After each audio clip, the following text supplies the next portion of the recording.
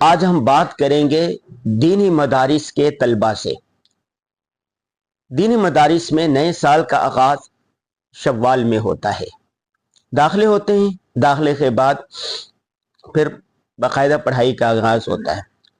پاکستان بھر میں لاکھوں کی تعداد میں مدارس ہیں اور 40 سے 50 لاکھ سے زائد طلبہ طالبات تعلیم حاصل کر رہے ہیں۔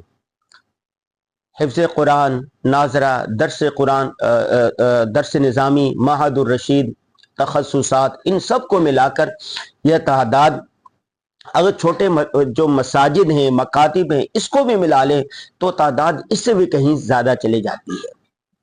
ہر سال ہزاروں کی تعداد میں طلبہ اور طالبات فارغ التحصیل ہوتے ہیں۔ جب فارغ التحصیل ہوتے ہیں تو بہت سارے طلبہ کو احساس ہوتا ہے کہ ہماری علمی بہت ساری خامیاں رہ گئی، ہم نے بہت سارا وقت ضائع کر دیا۔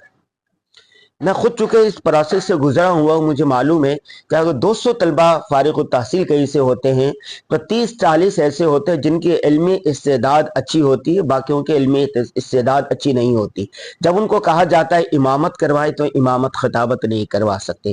جب انہیں کہا جاتا ہے تو آپ لکھیں، لکھنے کے میدان میں ہے تو وہاں نہیں۔ جب ان سے کہا جاتا ہے کہ آپ بولنے کے میدان میں ہے وہاں بھی نہیں آتے۔ جب انہیں کہا جاتا ہے کہ آپ تجارت کریں تو وہ بھی نہیں کر سکتے۔ جب انہیں کہا جاتا ہے دعوت و تبلیغ کا کام کریں تو وہ بھی نہیں کر سکتے۔ وجہ کیا ہوتی ہے کہ انہوں نے اپنا قیمتی ترین جو وقت ہوتا ہے وہ ضائع کیا ہوتا ہے گھومنے میں، پھرنے میں، مجلسیں جمانے میں، محفلوں میں اپنا قیمتی وقت ضائع کر دیا جاتا ہے۔ تو سال کا آغاز چکے ہو رہا ہے تو چند باتیں میں طلبہ سے کہنا چاہتا ہوں۔ وہ کہتے ہیں نا گیا وقت پر ہاتھ آتا نہیں۔ اب پچھتاوے کیا ہو جب چڑیا چگ گئی کھیت۔ ٹھیک ہے، پچھتانے سے پہلے یہ کام کرنا چاہیے۔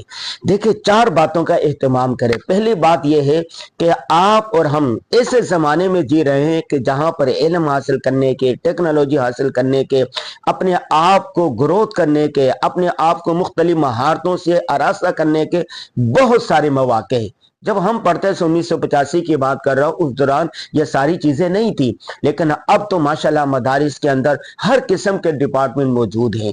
تو آپ نے اپنا قیمتی ترین وقت ضائع نہیں کرنا۔ یہ نہ دیکھیں جی فلاں جو ہے وہ گھوم رہا پھر رہا عیش کر رہا، فلاں نہیں پڑھ رہا، فلاں نہیں پڑھ رہا، فلاں نہیں پڑھ رہا، میں کیوں پڑھوں؟ تجھے پڑھائی کیا پڑھی اپنی نبیڑ تو آپ نے اپنا قیمتی وقت ضائع نہیں کرنا۔ نمبر 2، اپنے اساتذہ کے جو کچھ وہ دے رہے ہیں وہ حاصل کرنے کی کوشش کریں۔ امام غزالی رحمہ اللہ نے احیاء العلوم کے مقدمے میں علم حاصل کرنے کے بہت سارے طریقے لکھے۔ ان میں سے ایک اصول لکھا یہ ہے کہ طلبہ کی ذمہ داریاں کیا ہے اور اساتذہ کے فرائض کیا ہے۔ اس میں یہ واضح طور پر لکھا ہے کہ طلبہ کی ذمہ داری ہے وہ کتاب حل کرے، سبق یاد کرے، پھر استاد کو سنا دے۔ استاد کی ذمہ داری اتنی ہے وہ ہاں اور نہ میں جواب دے دے کہ آپ نے درست سمجھا ہے یا درست نہیں سمجھا۔ آج ساری ذمہ داری استادوں پر ڈال دی جاتی ہے، یہ درست رویہ نہیں ہے۔ جب ہم پڑھتے تھے، جب اسی طرح ہوتا تھا، ہم کتاب کا مطالعہ کرتے تھے، اس کو یاد کرتے تھے، رات کو تکرار کرتے تھے، پھر استاد کو سنا دیتے تھے، اور استاد انفرادی طور پر طلبہ پر توجہ دیتا تھا۔ جب کلاس میں 8-10 طلبہ ہوتے تھے، ابھی طلبہ زیادہ ہوتے ہیں، توجہ کم ہوتی ہے، اس لیے آپ کو چاہیے کہ آپ اپنے اساتذہ کے ساتھ گہرا ربط رکھیں۔ تیسری بات یہ ہے کہ استاد کی خدمت کریں۔ کہتے ہیں نا ہر چیز خدمت کرد مخدوم شود، جو خدمت کرتا ہے وہ مخدوم بن جاتا ہے۔ آپ اپنے استادوں کی انتھک خدمت کریں۔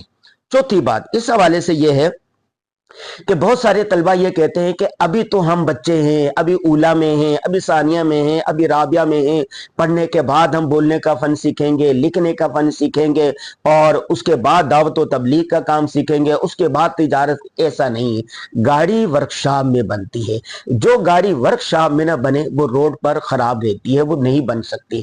تو یہ جو بننے کا وقت ہے آپ کا، وہ یہی دورانیہ ہوتا ہے، یہی تعلیمی سال ہوتا ہے، اسی دوران آپ سیکھ سکتے ہیں، بن سکتے ہیں۔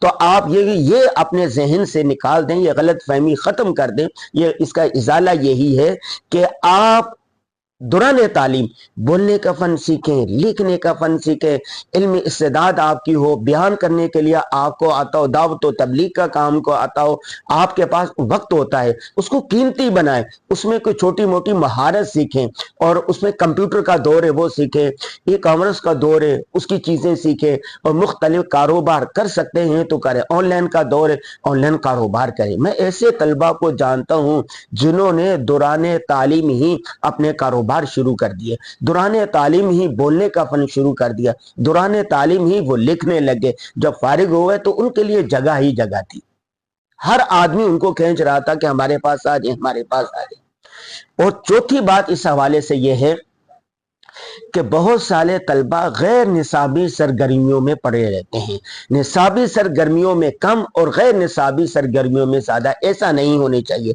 ज्यादा निसाबी सरगर्मियां हो, थोड़ी बहुत गैर निसाबी सरगर्मियां भी आप कर सकते हैं, लेकिन असल मकसद जो मेन कोर्स है आपका वो यही है कि निसाबी गर्मी। अगर अभी आपको इबारत पढ़नी ना आई, अभी किताब का मफहूम समझ में ना आया, अभी आपको हदीस समझ में ना आई, फिक़ह समझ में ना आई, उसूल फिक़ह समझ में ना आई, फलसफा मंतिक समझ में ना आई, तो बाद में हरगिज नहीं हो सकती। तो दौरान तालीम ही आपने 90% फोकस रखना है निसाबी तालीम पर, निसाबी सरगर्मियों पर। 2%, 5%, 10% आप करें गैर निसाबी सरगर्मियों पर भी आप तवज्जो दे सकते हैं। और आखिरी बात जो है, आखिरी बात वो है ये है कि अदब बा नसीब, बे अदब बे नसीब, अद्दीन कुल्लुहु अदब। आपने अदब करना है। आजकल देखने में है तलबा अदब नहीं, अदब किसका करना है? किताब का अदब करें, तपाई का अदब करें, दरसगाह का अदब करें, और उसके उस्ताद का अदब करें, वालिदैन का अदब करें, जिस इदारे में तालीम हासिल कर रहे हैं उसकी एक एक चीज का अदब करें। बहुत सारे तलबा बदतमीजी करते हैं, बेअदबी करते हैं, बेअदब बेनसीब होता है, उसको कुछ नहीं मिलता। पहले हदीस जिब्राइल देखें, पहली जो हदीस नाजिल हुई थी, हजरत जिब्राइल अलैहिस्सलाम किस तरह रसूलुल्लाह सल्लल्लाहु अलैहि वसल्लम के पास आए, और उसके बाद सबसे पहले अदब के साथ बताया कि इल्म हासिल करने का तरीका क्या है। और आखिरी बात यह है कि दुआओं का एहतमाम करें। अल्लाहुम्मा ला मानिया लिमा आतैत वला मुअतिया लिमा मनाता। जब अल्लाह ताला देने का इरादा कर लेंगे तो कोई रोक नहीं सकता। आप नमाजों का एहतमाम करें, तहज्जुद का एहतमाम करें, अल्लाह तबारक व तआला से मांगे। जो पहली वही क्या नाजिल हुई थी, इक़रा बिस्मिल्लाह, बिस्मिल्लाहिर्रहमानिर्रहीम, जो चीज अल्लाह के नाम से, अल्लाह के नाम से पढ़ना, इक़रा बिस्मि रब्बिकल्लज़ी खलक़, अल्लाह के नाम से पढ़ना है। तो इसलिए अल्लाह तबारक व तआला से मांगे, इल्म मांगे, हिल्म मांगे, रिस्क मांगे, फहम मांगे, समझ मांगे, और अल्लाह से ये मांगे कि अल्लाह मुझे अपने दीन की इशाअत के लिए, दीन के इल्म के लिए कबूल कर ले। अल्लाह ताला जिसे कबूल करता है वही सारे ये काम कर सकता है। और सबसे जो आखिरी बात है, सबसे आखिरी बात, इस वक़्त को गनीमत जाने। ये वक़्त दोबारा कभी लौट कर नहीं आएगा, फिर आप पछताएंगे और पछताने से कुछ नहीं होगा। ये दोस्त, ये यार, ये साथी, ये सारे चढ़ते सूरज के पुजारी होते हैं। जब आप बड़े मर्तबे पर होंगे तो आपसे मिलेंगे, अलैक्सले करेंगे। अगर आपको कुछ नहीं आता तो ये आपसे सलाम भी नहीं करेंगे। तो इसलिए ये जो दौर है ये महारतों का दौर है, फन का दौर है, इल्म का दौर है, टेक्नोलॉजी का दौर है। इल्म का बहुत पहले वही जो नाजिल हुई थी, इक़रा बिस्मि रब्बिकल्लज़ी खलक़, इसमें बताया गया अल्लज़ी अल्लम बिल कलम, बताया गया कि जिसके पास इल्म होगा, कलम की ताकत होगी, बोलने की ताकत होगी, उसका दुनिया में बोलबाला होगा। तो आप इल्म के जेवर से अपने आप को आरास्ता करें। आज के अनवर गाजी मैसेज का, इस वीडियो का यही पैगाम है।